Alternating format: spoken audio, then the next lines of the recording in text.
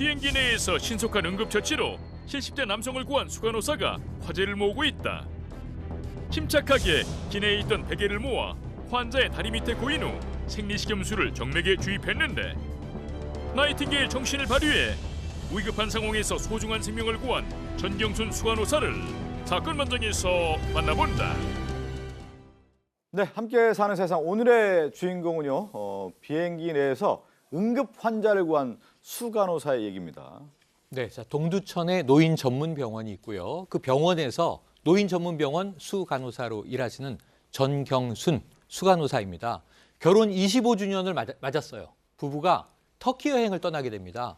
그런데 항공기 안에서 응급 환자가 생겼고 굉장히 긴급하게 매우 전문적인 조치로 생명을 구한 그런 분인데요. 예. 이게 굉장히 공교롭습니다. 뭐냐면 이 행운이 다가와요.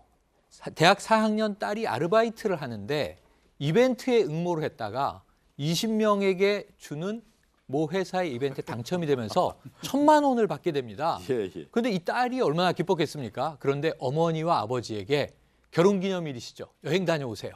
효녀죠, 효녀. 그래서 딸이 이벤트로 당첨된 돈으로 터키 여행을 두 분이 떠나시게 됐는데 떠나시는 날이 결혼기념일이었던 거예요. 예. 그런데 이런 상황에 맞닥뜨렸는데 정말 침착하게 처리를 해내셨습니다. 여행 가는 기분에 이제 한껏 부풀어 올랐는데 이제 비행기에 오른 수간호사 전경순 씨는 뜻밖의 장면을 목격하게 됩니다. 당시 상황을 전경순 씨에게 직접 들어봤습니다.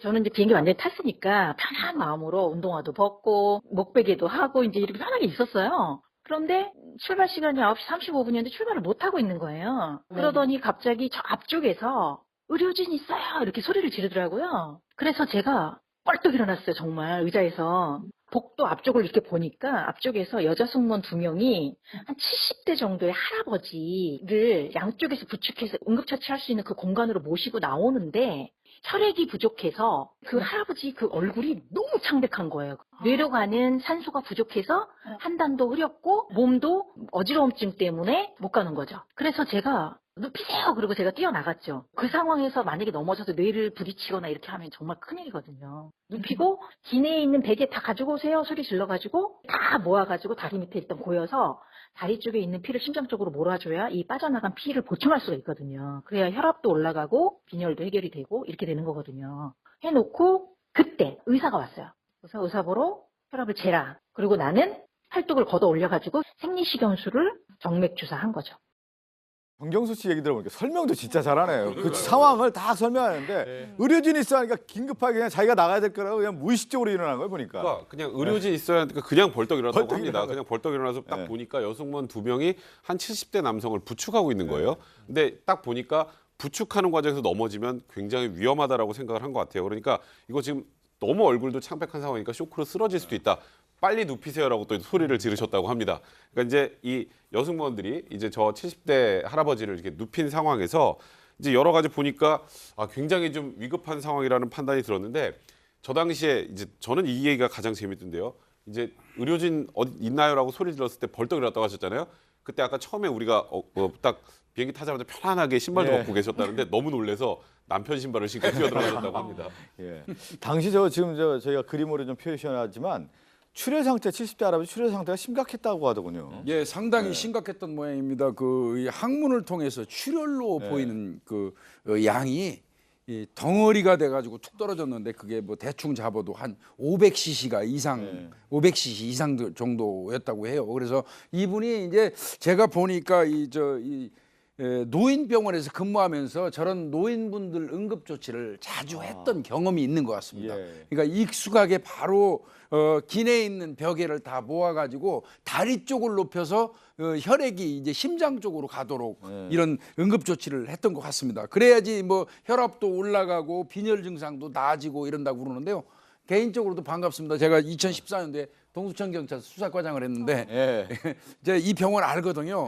굉장히 반갑습니다. 동두천에 요양병원에 있다라는 거 잘 아신다는 얘기잖아요. 근데 응급처치를 했고 그 당시에 심리세겸수를 딱 해서 링거를 꽂았기 때문에 이분이 살아날 수 있었던 거잖아요. 아마도 수간호사 또 간호사였기 때문에 어떤 의학적 지식을 통해서 그렇게 한 것으로 좀 보입니다. 이 사람 몸에 5리터의 혈액이 있는데 그중에 1리터만 빠져나가도 생명의 위협을 느낄 수가 있는데 아마 이 수간호사가 봤을 때 전경수 씨가 봤을 때는 이 할아버지 500cc 이상이 지금 피가 나온 걸로 봐서 조금 더 나온다면 위급하다, 아주 응급하다 상황으로 본 걸로 보입니다.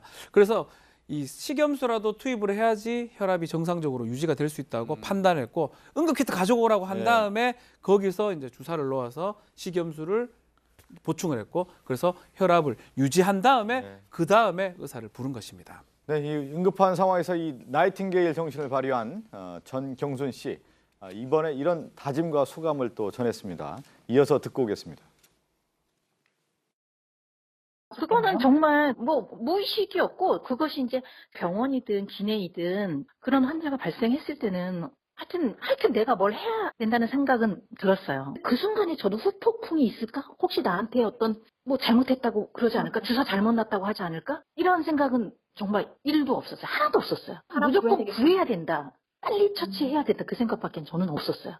제가 의도해서 뭔가를 계획해서 생각해서 그 순간에 뭘 할 것 같지는 않고요. 정말 무의식적으로 반사적으로 튕겨나가서 그 일을 할 것 같아요. 똑같은 상황이 와도 뭐 한번 재고해보고 뭐 따져보고 이렇게 할 것 같지는 않아요. 정말 대단하신 분이네요.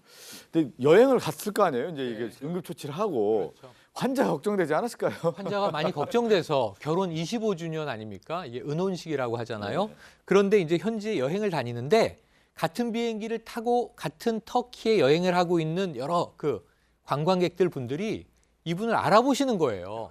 왜냐면 같은 비행기 타고 떨어진 분들이 비슷한 데를 다니십니다, 주로. 그러다 보니까 계속 만나는 거 계속. 그러면서 혹시 그 주사 놨던 그 선생님 아니세요? 해서 너무 반가워하는데 그러다 드디어 이 할아버지의 상태는 지금 매우 안정적이다라는 얘기를 듣고 그때부터 이제 신혼여행에 집중할 수 있었다고 하는데요.